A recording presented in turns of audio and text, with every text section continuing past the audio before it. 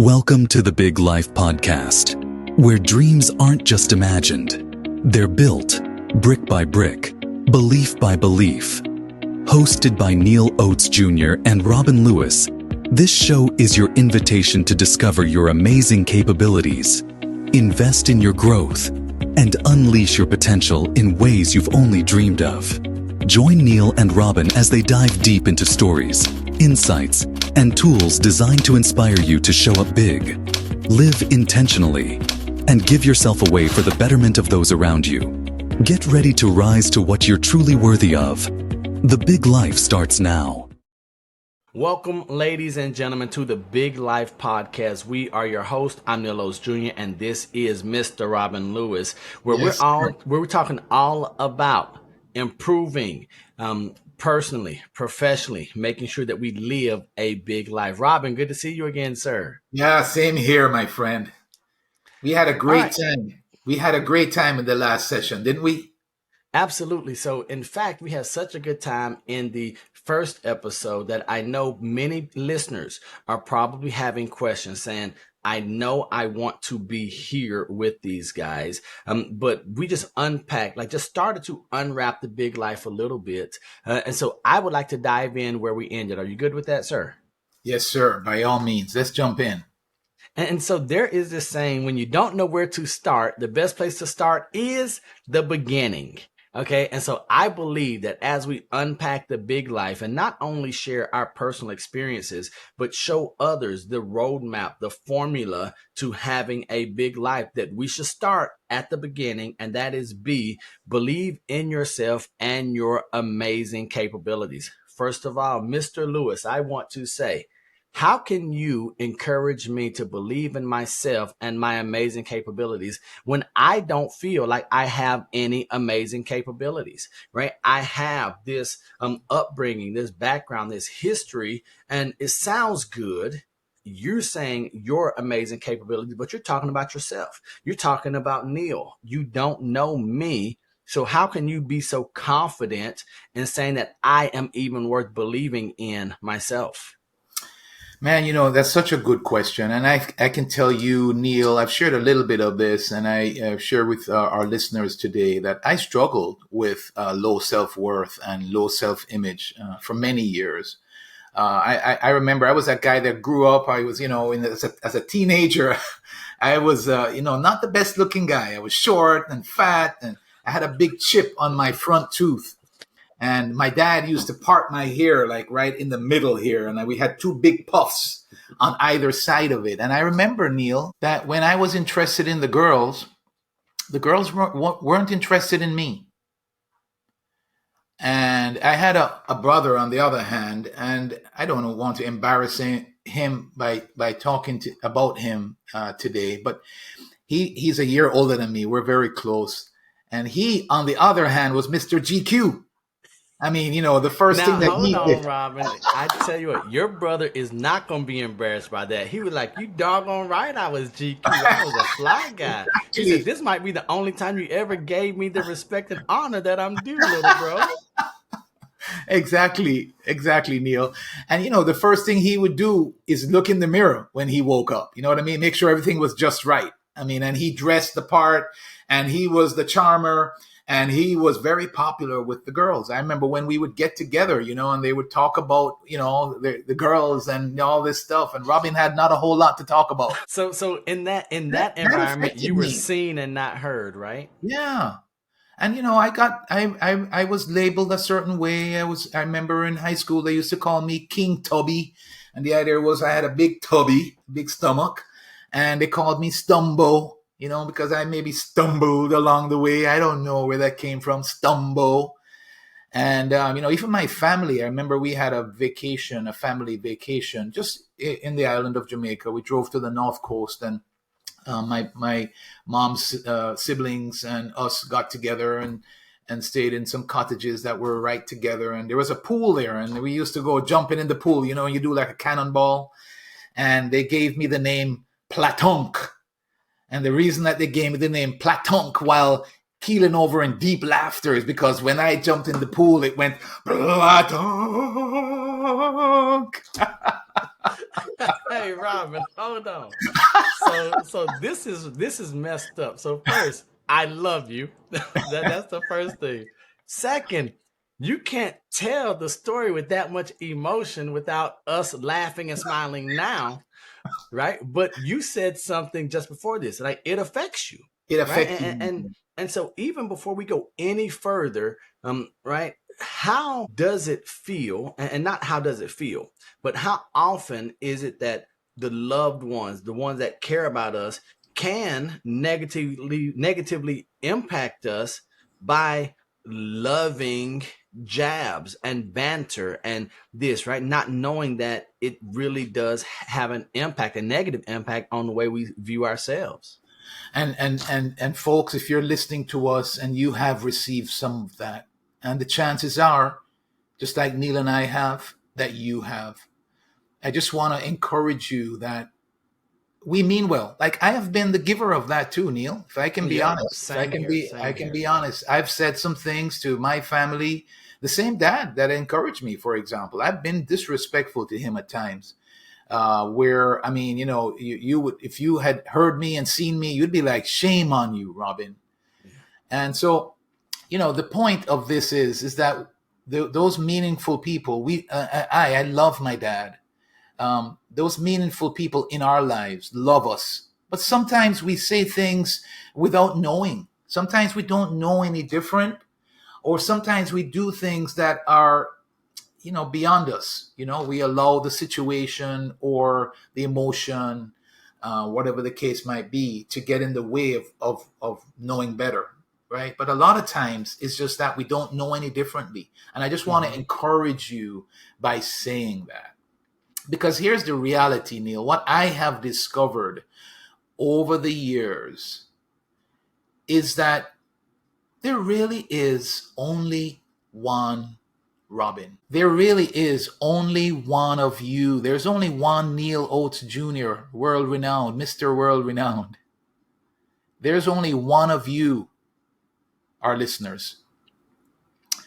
And that alone, that in and of itself means that you are worth a whole lot. There is no copy. When God made you, he threw the mold out. There is no one else just like you. So, Neil, I think it starts there. But, Mhm. as you and I are people of faith, one of the things that I understand is that the creator of it all made us in his image and likeness. Yeah. And when you think about it in those terms, it just takes it to a whole nother level. But I share that. I'm a person of faith. Forget the faith for a moment here. Our ability to think. I remember hearing this from Earl Nightingale, that the only thing that separates us, that makes us different from any other living thing out there, the horse, the donkey, the cow, the sheep, just fill in the blank, any other living being in our world, right, on this planet, the difference between them and you and I as human beings is our ability to think. And with this thinking ability that we've been given the opportunity to create, to Yeah. co-create. And so you've heard the thought, if you think you can, you can. I know a lot of that is hype. And I don't believe in the hype sometimes. Like, if I think I can fly, it doesn't mean that I can fly, right? And so understand where I'm coming from when I say this. A better way to say it is, as a man thinks, so is he. So if we think about what it is that we're thinking about and how we're thinking, what we will learn is that's what's created the life that we have. I want to give an example because I think this, I'm glad we started here, as you said, because I believe this is foundational. But also to our listeners, I want to say that I didn't arrive here overnight. This is something that's happened over time. I literally struggled with this. I remember as an adult sharing this with my parents, and I remember my dad saying to my mom, well, Joyce, I guess we didn't do a good job raising these kids. I mean, they couldn't believe that I struggled with low self-image and low self-worth as an adult, right? So I want our listeners to understand I didn't arrive where I am today overnight, right? But I want to share with you, I had a teammate of mine, a fellow coworker of mine, come to me not too long ago, and they said, Robin, my software is not the same as yours. And I can't do what you showed me to do the other day when we were in your office and using the software on your computer. Can you load the software that you have on your computer on mine, please, so that I can do this? And Neal, the long story short is that the software was the same. And I had to stop. It just kind of hit me as she said it to me. I said, listen, the first thing that I want to point out to you is that the software is actually the same. But if you don't believe that it's the same, the chances are you're not going to be able to get what it is that you want to get out of it. So the first thing that I want you to do is to recognize that the software is the same. And sure enough, we were able to go to her computer and the software was the same. And she just needed to understand how to use it and where to go and that kind of thing. But I think that started with believing that it was the same software, first of all. And I use that as an example because I think that's what we're talking about when we talk about the B here, is that belief drives behavior. You know, if we believe, it's like you had said last week, that if you think you can, you can. If you think you can, you can. If you think you can, you can. It's a similar concept that if you believe you are worthy, then you'll start to behave like you're worthy. And a lot of what we're about, it starts with our belief. It starts with our thinking. And so if we are believing otherwise, then oftentimes what will happen is that's what we will create in our lives. Does that make sense? I want to pause for a moment because it's a big subject. We can talk about it for days.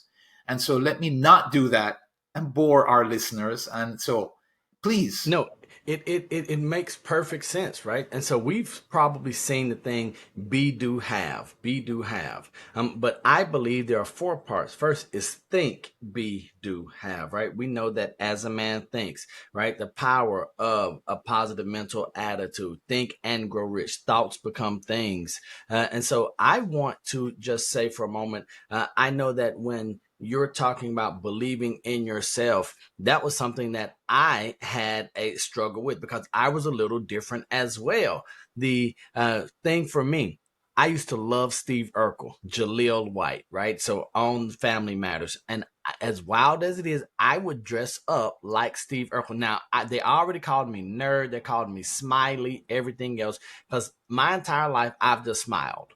I've just always been a happy person.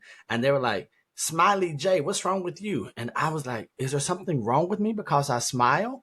And that's where my mom had a conversation with me and she reminded me, she told me actually before, because I'm thinking something's wrong with me because I'm happy. And so I found myself trying to fit in so I wouldn't smile. Right. And if you know me, if a day comes and I'm not smiling, it's a bad day. Like something has happened. All right. And so that's when I realized that no matter whether I'm happy, sad, if I'm up or down, that someone is not going to like who I am. So that's why I'm going to have to believe in myself. And as you mentioned, it was a struggle, right? Starting out, loving Steve Urkel. I used to love wearing suspenders and my pants pulled high and showing my white socks because to me, that's what a cool guy looked like. I like it.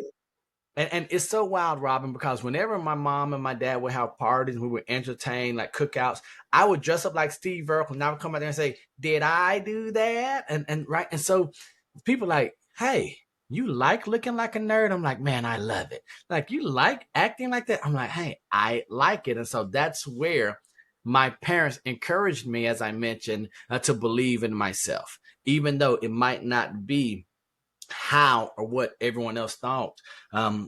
it Oh should my look like. goodness, that is And so so powerful, Neil. I want to say something. Oh no, you got something to say? Because then I'm going to go to something that you mentioned earlier. Yeah, no, I first of all, that's so powerful. And I think what comes to my mind, that I realize that I missed opportunities because I allowed what other people thought or would think Mhm. or would do to prevent me from even stepping into the opportunity. So I commend you for even stepping into that. Like I was there are times I can remember one was, you know, play trying out for a singing part in a play. This was in elementary school. I think it was middle school. You know, so I was close to sixth, seventh grade, I think it was. And there was a singing part that the piano teacher would play a thing, and they wanted you to, show what you can do with just, one thing, um, like or something like that, right? Some little silly thing like that. And I remember afterwards feeling like, why didn't you try more? Like I was afraid what others, because she was doing this inside the classroom, and I was afraid what others would think or do or laugh, whatever, right? I wasn't thinking good thoughts, and I regretted not trying Mm. to do and be more for that opportunity. So much so that as an adult, I actually went to voice class at a community college because I wanted to find out if I had it in me. It was so much of a regret. I regretted not dressing up like you did.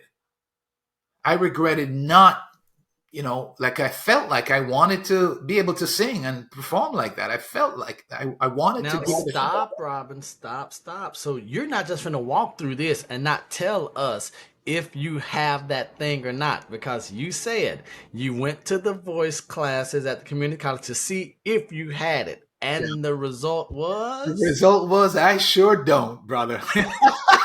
Singing is not your thing, Robin. I thought you were gonna say for 30 years I robbed the world of the voice of an angel.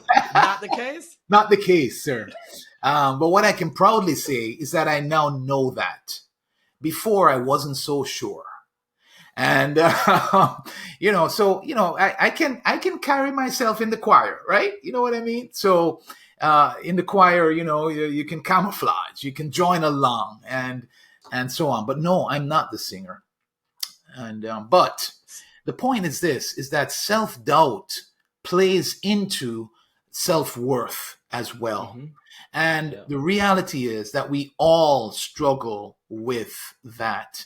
And especially where in our younger years, that if that has been a struggle and it's gone in a direction to where you now are not sure about yourself, like I was in regards to the singing, for example, that affects how we behave. Yeah. That affects our results. And so that's what we're talking about when we talk about believe in yourself. Neil, can I share? No, you wanted to touch on something, and then No, I'll no. come So, back. so I want to just mention something. So we talk about believing in yourself and trying this singing, but then also having regrets. And so, how do we, right, balance the believing in myself, having regrets? And so you had to take those voice lessons because you, like, as an adult, you can still remember. And it's wild that we can remember all of the regrets we have, the things that we didn't do from our childhood, but then we forget how many victories we've had, right? We can Yeah, remember all the negative things. And so you, as Robin Lewis, said, hey, listen, I have to at least try this so that I can know. It's not so that I can have this amazing career, but that's one less regret that I will have when my time is up here on this earth. And yeah, so that's one of the things that I made.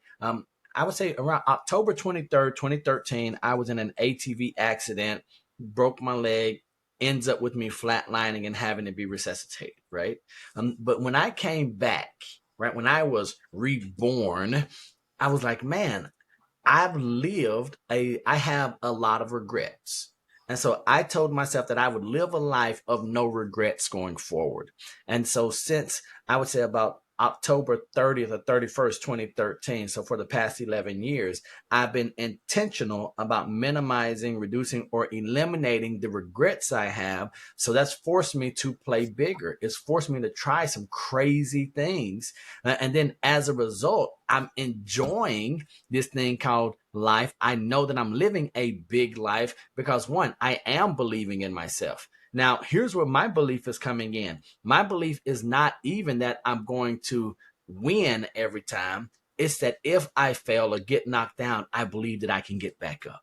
Right now, not in our own strength. We know that as followers and believers in Jesus Christ and of God, that it's not us, but I just believe in myself enough that God cares enough for us as his children that I'm going to be able to get back up and that there is going to be victory, hope, some wins on the other side of whatever failure and defeat. Go ahead, sir. Yeah, no, man. Thank you for sharing that. I was aware of the story, and you've challenged me sometimes with like asking me, and I think it's so worthy of stopping for a moment and just talking a little bit about this, or have you talk a little bit about this. But you've come to me many times and you've asked me, Robin, are you gonna wake up tomorrow? And this idea that we take life for granted, so you had a situation there that your life was almost taken, and I didn't realize. So at the time that we're doing this recording, it's the anniversary was not that long ago then, right? October. Absolutely. Yeah. And sir, I want to pause and just, we can't go there without just hearing you share a little bit of your thoughts. Go a little bit deeper in regards to your thoughts of that, how that's, uh, added to So, your life. Robin, here's what happened. So, as a 20-something-year-old person who had a kid, right? My son is 4 years old, 5 years old at the time, and what I realized is that at 5 years old, my son no longer has a dad. Right? Because if life goes the other way, and I was doing a good job, I was doing okay, but I wasn't playing all out. And here's why I wasn't playing all out: it's because I was arrogant. And when I say arrogant, it was from the position that I just assumed, right? Look at me. I mean, of course I'm going to have tomorrow. I mean, I can play small today because I'm going to be big. I'm going to have this big life 10 years, 15, 20 years down the line. And what I realized on October 23rd, 2013 is that like this, things can be gone. And so I had to ask myself, am I going to continue to be arrogant and think that I have 10, 15, 20 years?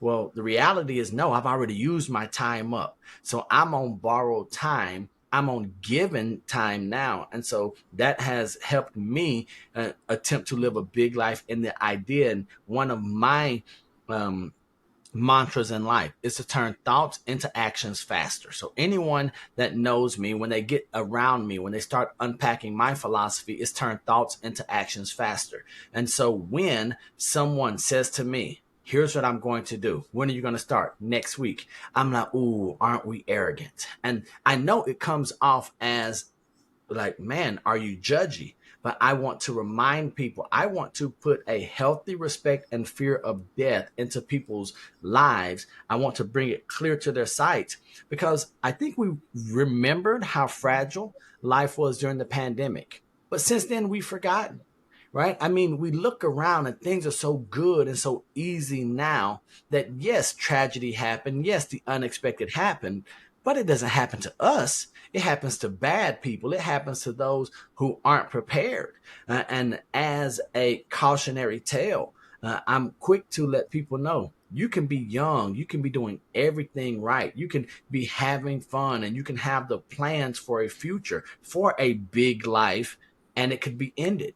Right. And so part of my philosophy is what Eric Thomas, E.T. the hip hop preacher, mentioned. He said that you have to take advantage of the opportunity of a lifetime during the lifetime of that opportunity. And so I know that there were some opportunities that were only open for this long and I missed them. And if I would have taken advantage, if I would have turned that thought into an action faster, I would have, instead of being here, I would have been over here. And so that's something that for me, I just want to encourage all of our listeners, all of our audience to say, well, can I play bigger? Right. So big life, not only believing in yourself, but believe in yourself the way that God believes in us. I think that's different, right? If I think, well, here's what I'm capable of, then I might only take actions to get me here. When we see ourselves and our amazing capabilities that God has put in us, that creative spirit, this thing where we are just supposed to be everything we can be, I believe that instead of seeing ourselves here, we can see, hey, maybe I'm here. And then as we get closer, then we know that the belief and the self-esteem starts to rise, and then our performance increases as well. So for me, since October 23rd, 2013, it's been one of these things. I want to make sure that God is like, hey, we gave him extra time. He made the most of it, right? Because I would hate for him to say, I gave you all of these skills, all of this talent, these abilities, these connections, a network, a drive, and that's all you completed, right? He has big things for each and every one of us. And so I just don't want to let him down. Wow. Thank you for sharing that, sir. And yes, you have helped me with that. Sometimes I've come to you with a thought, and you've been like, "Okay, Rob, when you gonna do that?" And so I like that. I wrote it down. Turn thoughts into actions faster. And I see that in you, sir, and that's been a blessing to me, and it's good. And you've helped me to understand that I can't take my life for granted. I can't take for granted the fact that I am going to wake up tomorrow. And what I heard you just saying just now is that I can't take for granted the potential that I have, the difference that I want to make. As we talk about this believing in yourself, what I want to share with our listeners, what I want you to hear, because I believe all of us have this within us, is that we want our lives to count. When it's all said and done, we want our lives to have made a difference. We want to make a difference with our lives. And what we're challenging you with today is that it starts with discovering yourself. What are your strengths? What are you really good at? I also believe, like Neal shared, in a God. Like, the first part of big, by the way, BIG, is believe in God. But that's a faith thing. And I know we have listeners that are all different faiths. So I don't say that to put my faith on you, but just share from a personal. I come from the same place that Neal does in that regard. And in that regard, the grand overall designer, God, has gifted you with strengths and abilities. And I think one of the things that we have to do in terms of believing in ourselves is discovering what those are. Another thing that believing in ourselves means is that we have to try to, and it's funny, Neal, I saw a post that you just did about this recently, about living authentically. It's about, hey, folks, can we be honest with each other? The reality is that when we look at ourselves and look at a lot of people around us, we can see that we are living the life that we think other people think that we should live. Yes, sir. We're doing the things that we think others think that we should be doing. Maybe our life today has been based upon what others thought we should be doing. And it kind of put us in a direction. And if that's the case, a lot of times it doesn't align with who you truly are. It doesn't align with your authentic self. And the reality is, if we don't get that, the world misses out. And so, what are your strengths? What are your passions? What are you passionate about? What moves you? John Maxwell has a thing. He says, what makes you cry? What makes you sing? And what makes you dream? So discover yourself, dream a little But bit. hold on, Robin, hold on. So you're asking these questions, and I'm going to play the other side of this. Yeah, but there's no place in the world for what I'm passionate about, right? It's something crazy, it's something dumb, it's something insignificant, right? What makes me sing is this over here. How can that really make a difference and make my life impactful, right? It's so small, it's insignificant. What would you tell me if I'm saying, Well, my passion, my dream, my what makes me sing is nothing big and grandiose. It's not creating Tesla. It's not coming in and doing something with the iPhone. I'm not curing cancer. It's just this little small thing. Why should I believe in that? That's such a great question, man. And I will answer you. I heard Jamie Kern Lima say something, and she wrote a book. It's called Worthy. It's an awesome book. It's Thank you for recommending that book to me, sir. yes, Fantastic read. it's amazing, and it's written to help people to develop their self worth. But she said something that I think it talks to your question there. Here's the thing: there's nobody that's been you before. And so what you have, what you bring is going to be different. Not if it is, not I don't think I have. The reality is that nobody has brought you because there's only one you. And so sometimes it might sound crazy to others. Sometimes people might not believe in it. Sometimes people might think you're, you know, flying in the sky, or have your head in the sky, in the clouds, or whatever label that they might give. But if you, like Neal, don't test it, like he shared when he was younger, and he would dress a certain way and talk a certain way, that to others they were like, whoa, you really want to appear that way? To them it was like crazy. But if Neal can't be Neal, and Neal, I don't see you wearing that now, so I don't mean that that's the way, that's what's defined you. But what I'm saying is that you brought what you thought who you were.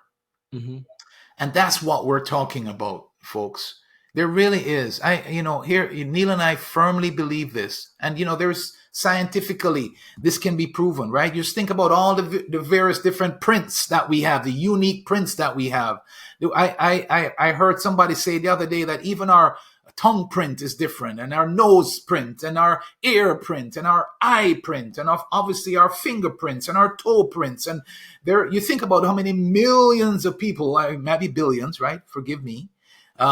But in other words, it shows you where Robin pays attention to. I don't know how many, the number of people that's been born and been in this world from the beginning of its time. But whatever that number is, I know it's a large number.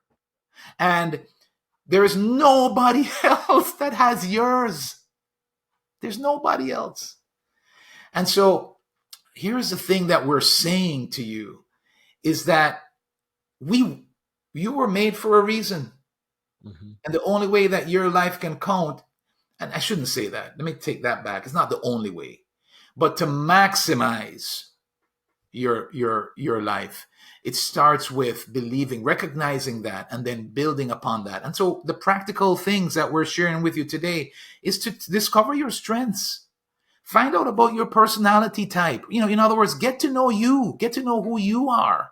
Sometimes that's scary though. And I think I know me, right? And so this is something that our audience might feel. I think I know me. I don't like the me that I know. Right. And I believe that requires them to peel back the layers of the onion, because I don't believe, you talked about how your brother would jump in front of the mirror and make sure that he looked good. Many of us are not even seeing our true selves when we look in the mirror. We're looking at all of these facades where someone else has put an image on us, put a worth or a value on us. And the only way we're truly going to find out who we are and get to know ourselves is spending that time going on that discovery, that journey to find out who is Neal, who is Robin, who is John or Jane, right? And I think that scares a lot of us because we're saying, I don't know what to do with that person once I find out who they really are. Yeah. And I struggled with it for years, Neal. So I agree with you 100%. And maybe you are out there listening to us and you are exactly there, not so sure about all of this. And I struggled with it for years. I don't think it's an overnight process, in other words. It's something that we're sharing the thought. Maybe it's the first time you're hearing the thought today, but it's not going to just be magical now and overnight things are going to change. Although it can start, and so depending upon how you look at it, it could change overnight, right? Because it's a perspective, it's a thought. And yes, Neil, it's our next episode. We might want to jump into this whole idea of investing in yourself, because the reality is that the only way that truly comes out is through the investment in ourselves, investing in our growth. But that starts with you have to believe that you're worthy of growth in order to grow. Indeed. And so, but yes, it takes growth. It takes self-discovery. It takes, time of, making changes, right? I had beliefs. It's just that, even think about that, self-worth. I've grown in that regard significantly. Still haven't arrived. But over time, I have grown in that regard. And so I think that's what you're speaking into. And I 100% agree. We have to invest in our growth and development, and that starts with self-discovery. Good stuff. So, ladies and gentlemen, for us, I know that this has been a fantastic treat for us to have conversation, for us to pour ourselves out to you. And here's the good news. Robin just mentioned that it might not be an overnight deal. It might be where you have a moment of decision or clarity. But the good news is that Robin and I, we're going to be here. We're going to be on this journey. We have committed to making sure that we put our thoughts into actions, that we actually do something with the gifts, the talents, the skill that we have. And part of that is being transparent, making sure that you all know that, are we striving for? Yes. Have we arrived? No, we are not. But the great thing is, we believe in you. We want you to believe in yourself as you move towards living a big life. Be sure to subscribe to the podcast. You're not going to want to miss a single episode. Comment, because we are reading, reviewing, and responding to all comments. But most importantly, share the Big Life podcast with someone that you are hoping for a big life. Because we love you. God loves you. There's nothing you can do about it. And until the next time you see us or we see you, we want to let you know that we're right there with you. You all take care.